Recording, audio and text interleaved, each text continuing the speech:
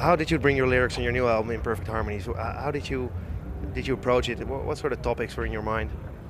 The most important thing for me now, and that's what I approached with this new record, is what happens now, you know? Like, if this is civilization, and if our population is expanding at an accelerated rate while our resources are diminishing at an accelerated rate, where do we go from here? Yeah. What do we look for? What are the signs?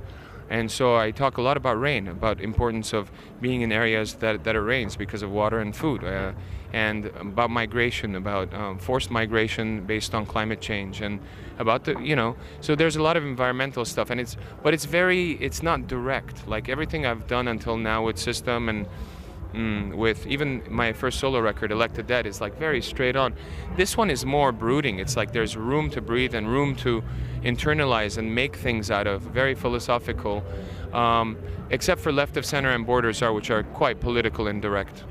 Are you mellowing out? Are you chilling out? Are you relaxing? The music sounds more I'm gonna relaxed? smoke one and mellow out, but so far I'm kind No, of I mean on in edge. general. I mean in general, really. 'Cause, Maybe. I mean, to me, it's important to do different things that I've never done before. I've never been a genre loyalist in any way for any type of genre.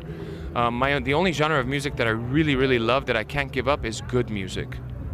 which is? Good music, something that moves you, something that inspires you.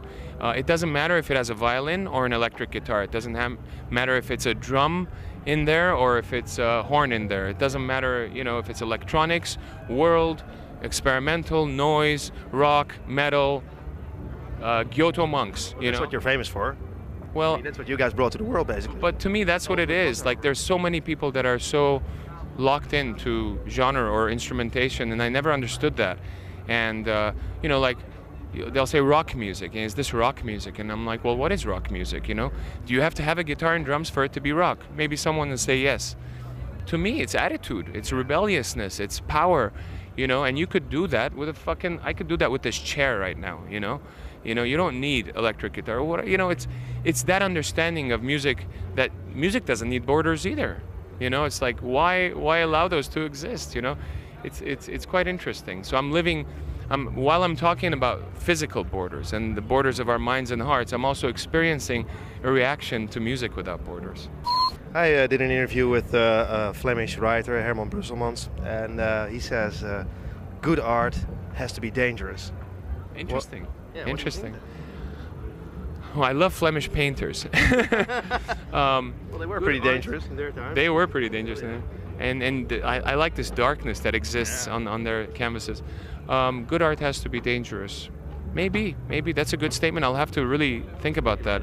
There's definitely, I think taking risks is important in art, because otherwise you're not really, if you're playing safe ground, then you're just recreating the same shit over and over again, and that is devastating to creativity. So you got to try something different, and some people like it, some people don't. C'est la vie, but you got to go somewhere else with it. Plus, as an artist, how are you going to grow and learn if you don't try something different? On each of my records, I can say that I've learned something, some huge thing. With System, between each record, there was like growth and understanding and doing new things. On my first solo record, I learned how to make a rock record without a rock band, which was, to me, very interesting, And then on this one, I learned how to integrate different sounds together, kind of bringing different colors together and presenting them as one, with one unison voice, with the power of the rock ethos, but with different instrumentation.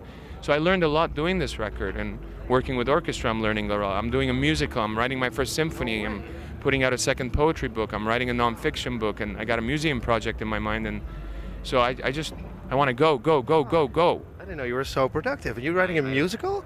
I'm composing a musical. Wow. The writer is Steven Sater, who did Spring Awakening and a number of other successful musicals, and we're opening it up at the American Repertory Theater in Boston in March of next year. Yeah, that's hell of a news. Yeah, it's based on Prometheus Bound, the first Greek play, so it's got a lot of modern interpretations of tyranny and injustice and very powerful civilization-based kind of things going on there.